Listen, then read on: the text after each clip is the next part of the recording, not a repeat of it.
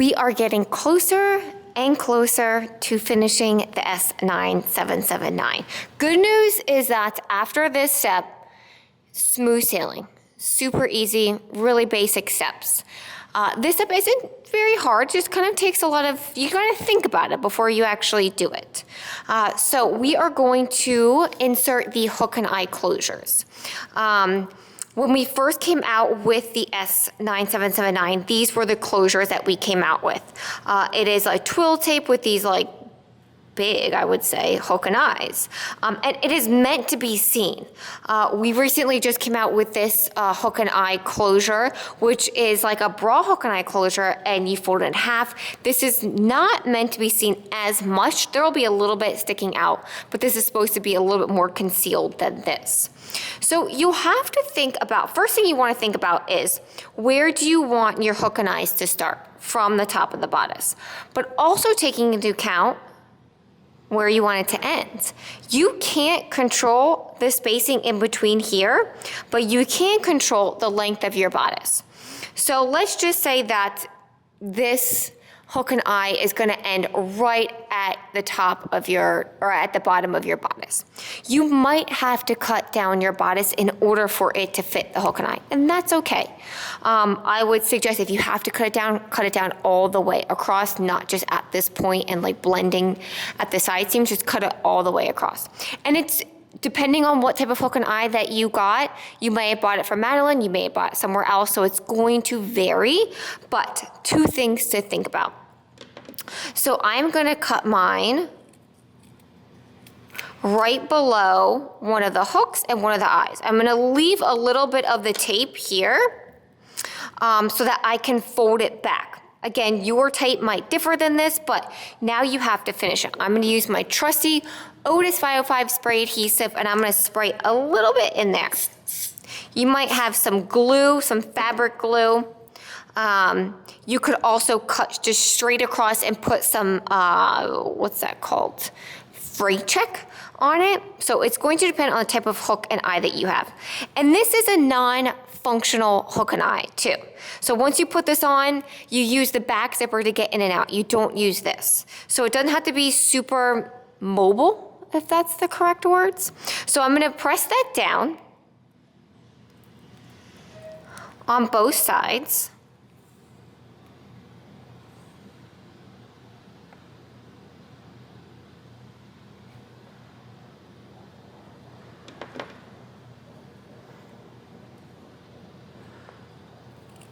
And I barely have enough so that it fits.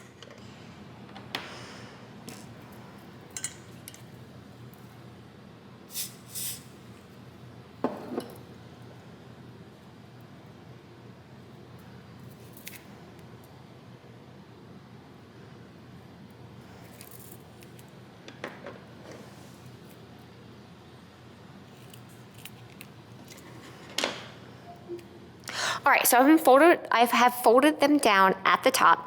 Now I'm going to flip this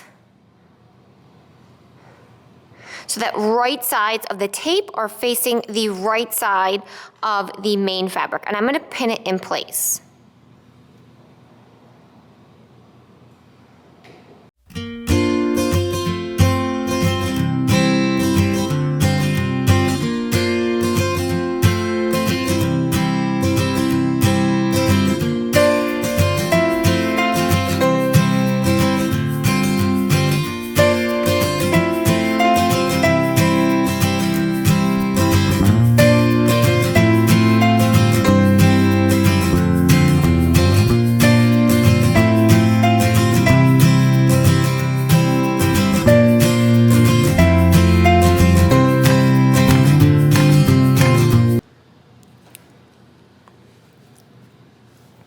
Now, once I have it all pinned,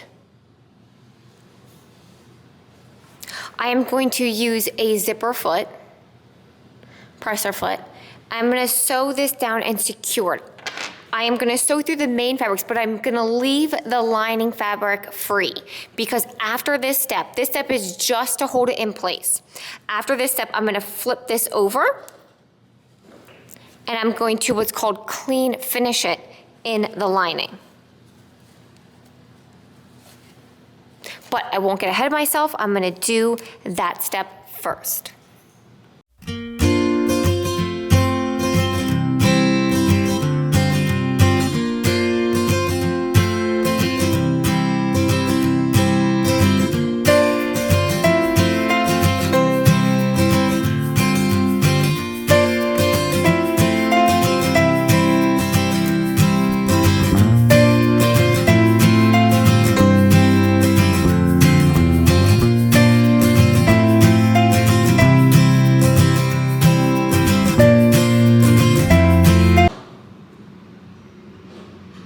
So after you sew that step, you will see that I did not sew the lining down, key for that step. So now I'm going to flip the lining to the right side, pin it down, and then sew over those same stitches that I just sewed in order to clean finish the lining to the hook and eye tape.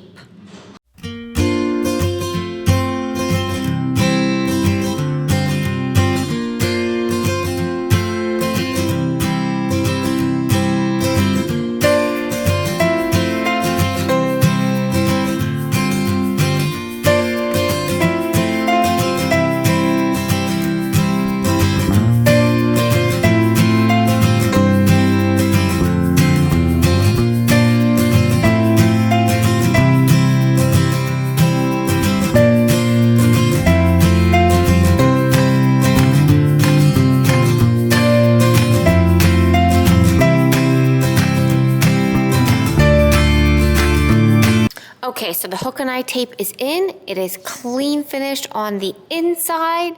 And then one thing that I forgot to mention was that I left about a 1/2 inch unstitched on the lining side. It will make sense when we attach the skirt. We're gonna clean finish the lining to the skirt on the inside, but it's hard to explain it now. It'll make sense once we get to that step.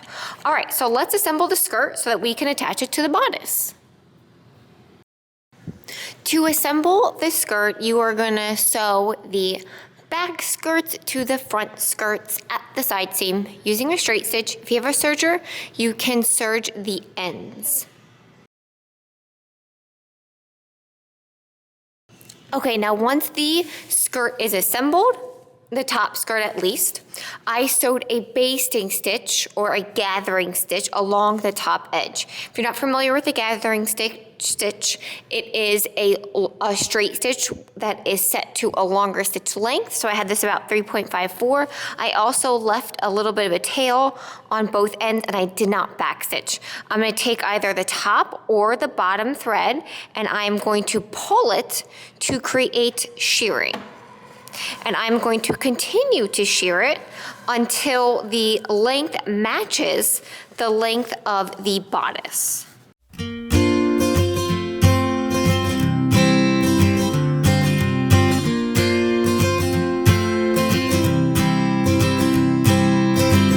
Now, after you gather the skirt, but before you attach the skirt to the bodice, you will want to insert your boning into the channeling. Really easy step. You just insert it into the channeling. I like to insert it all the way to the top so that it's hitting up here, and then I'll take it out just a hair.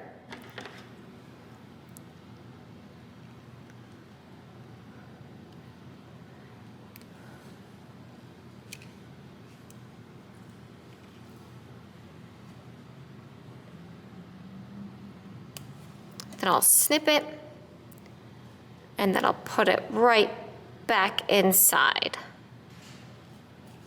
Boom, and that's it. So you want to do that for all of the channeling.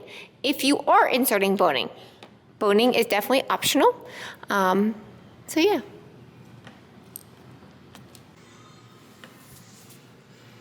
So the length of the skirt or the width, whatever you want to call it, matches the width of the bodice. Now I'm going to pin it right sides together, and I'm going to sew them together, but I'm only gonna sew through the main fabric. I'm gonna leave the lining free hanging because I'm gonna clean finish that, so to add a later step.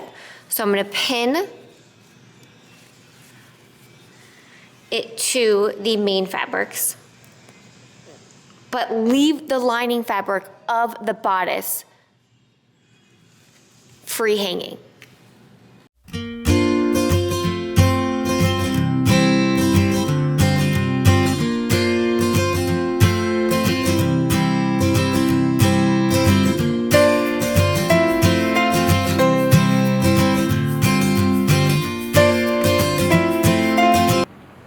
Once you have attached the upper skirt to the bodice, you will want to sew the bottom ruffles together along the short ends, and then you'll want to add a gathering or basting stitch at the top edge and gather it the same way that you did for the upper skirt, and then attach the lower ruffle or lower skirt to the upper skirt using the exact same method.